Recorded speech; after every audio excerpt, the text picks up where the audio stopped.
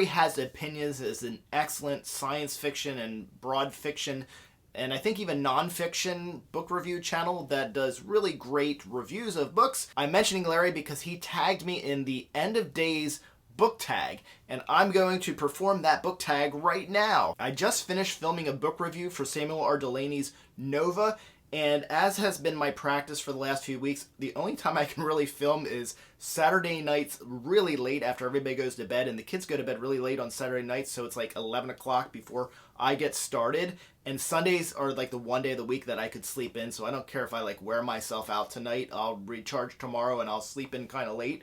I just finished that review. Check that out on my channel if it's up yet. I don't know if this is going to go up first, so that's going to go first.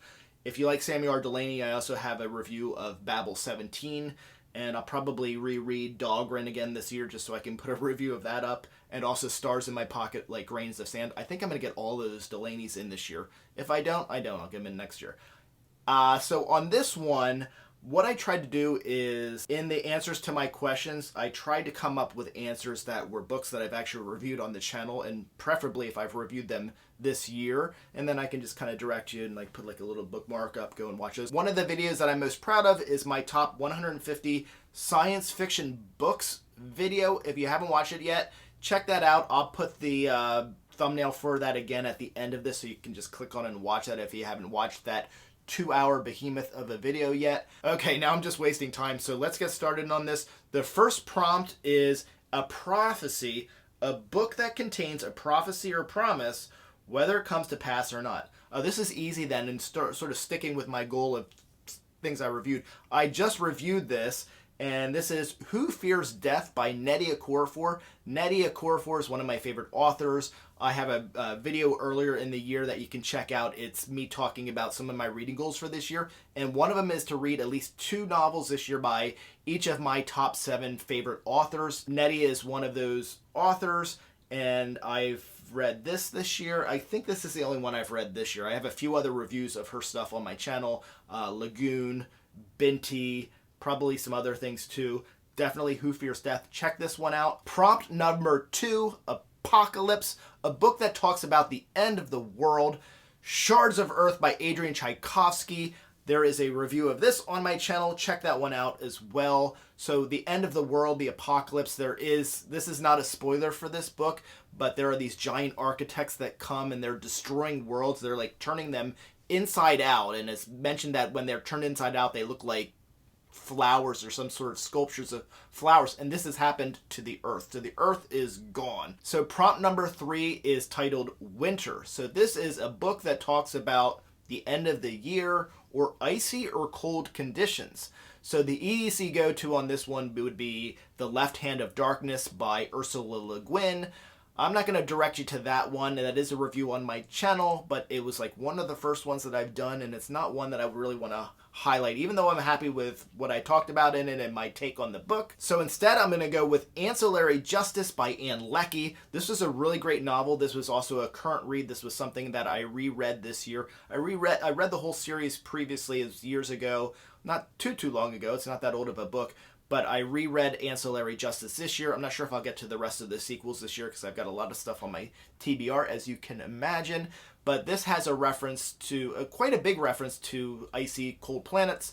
Breck, the main character, is on this sort of quest, and she spends quite a good amount of time on a planet called Nilt, and it's a very icy and cold planet. The next prompt is called Night. I'm going to read this here. A book that focuses on night or has some interesting scenes set in the dark. Can't think of one right off the top of my head, but the first thing that came into my head, I guess because it was sort of like the opposite, is House of Suns. That's a review that I am going to be putting up on my channel. That's an old one too. I'm going to actually unlist that one because I don't want anybody to watch that one. I refilmed that one and I put it up again. And I also have I have some really cool music for that. I might give you a little bit of a taste. If I am going to let you hear some of that music, I'm going to pause right now. Something to prove, millions of days. There is darkness in the book. I feel like there's a part that has darkness in it, but I just don't remember. But they're in space, and they're in space for millions of light year travel. So it's not just space, but in space it's dark. So and this is one where you're in space much longer than a lot of other books that you're going to read. So that's my story. I'm sticking to it. I work with an artist who is an amazing singer, and he's sung on a lot of my other videos. If you like parody music, like, Ender's Game, Stranger in a Strange Land, I give to you my deathless death, thou art God, now is the fullness. Iron Widow, and Clifford Simac City. I have a lot of music on those. Hey there everybody, what's it like out of the city? And Snow Crash. It's parody music. I wrote the lyrics for it, but I use popular music.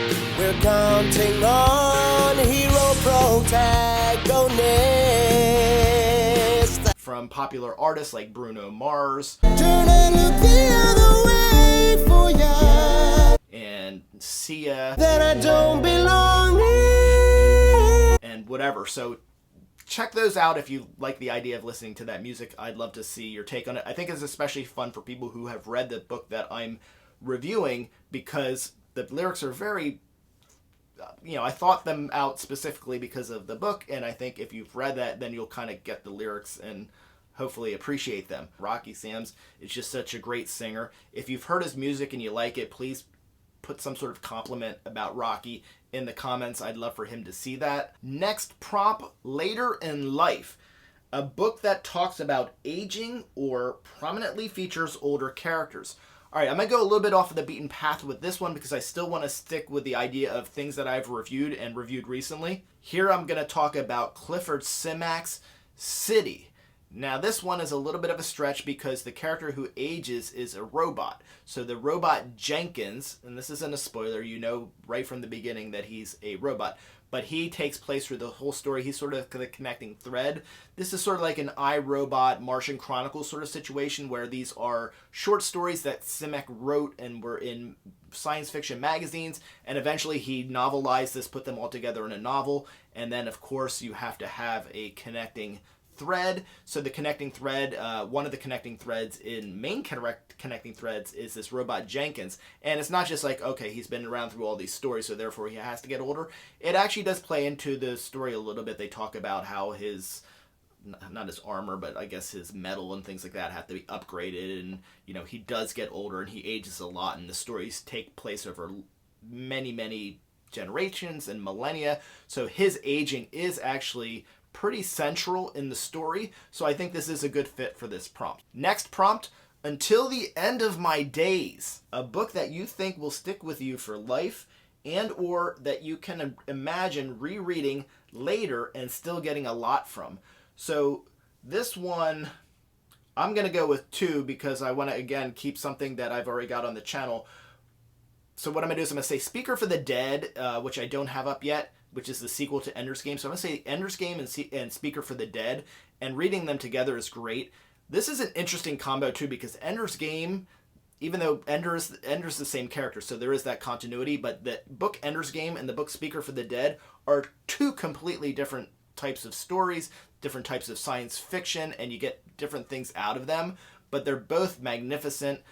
Orson Scott Card is virulently homophobic, and that's something I will always say when I talk about this book because I think that needs to be called out. And I'll leave it at that, but what I will say is I can still recognize that these books are amazing. They're excellent. They're some of the greatest science fiction books ever written. Ender's Game is something that I can reread over and over and over again, and it's short, it's easy to read. It's a book that is written for adults, but it's easily accessible for young readers too, and I think it actually helps to build seeds of empathy, and I talk about that in my review of Ender's Game on my channel. The final prompt before the tags that I'm supposed to do, at the end of the day, a cliche or trope that annoys you. I should have prepared for this because I like pretty much everything that I read. I like tropes. Tropes work. I like the enemies who become friends. I like the person like Ender's Game, Ender, who he's always going to come out on top. He's always going to be the best. The thing that's popping into my head right now, it's not a book, but I think this happens in books too, and I can't think of a book that represents this, but I'm picturing like Sandra Bullock in that movie, and it's a movie I didn't watch, and this is how much I don't like this trope that I didn't watch this movie, but it's her and there's a football player. So I'm going to say the white savior trope. That just is like something that just rakes at my skin when I see it. It's like, oh, great, the white person is like graciously bestowing their benevolence upon this other African American or a minority or a person of color character, and you know, it's about celebrating that person, but really there's that subtext of like, well, it only could have happened because this white person did it. So I'm not going to dwell on that, but so I'm going to go with that one. Finally are the tags, and what I'm going to do is I'm going to tag everybody that I'm going to be live streaming with for Beautifully Bookish Bethany's Tour.com-a-thon live stream. So Bethany asked me to do this live stream. There's on my channel, I have an announcement video about that. Check that out. So we'll be live streaming on I think it's April 22nd. It's either April 21st or April 22nd. You can see that on Beautifully Bookish Bethany's channel, or you can see it on my channel or any of the other hosts. Everybody, I think, did an announcement video for it. For mine, I'm going to make you all listen to this music again because I included this parody music on my introduction video for Tour.com-a-thon. Most beautiful, Bookish Bethany, yeah. #Tour.com-a-thon 22. But those other hosts who I'm now tagging, I'm not going to tag Bethany or the Bookish Mom, Jess, because I've tagged them before. So I'm just going to tag people who are hosting along with Bethany, myself, and Jess, who have never tagged before. And as I look at the list, because I wrote these down so I wouldn't forget anybody, I feel like I maybe tagged Literature Science Alliance before, but if well, you're tagged anyway. So we're tagging Liene's Library, Literature Science Alliance, Thor Needs Another Letter, Bibliofilth, and Books with Brandie Shanae. These are all really great channels. I'm gonna tag them, and list their links in my descriptions, along as with a link for Tour.com-a-thon. Thank you for watching. I'm Michael Leverts, and here's that top 150 video. Click on it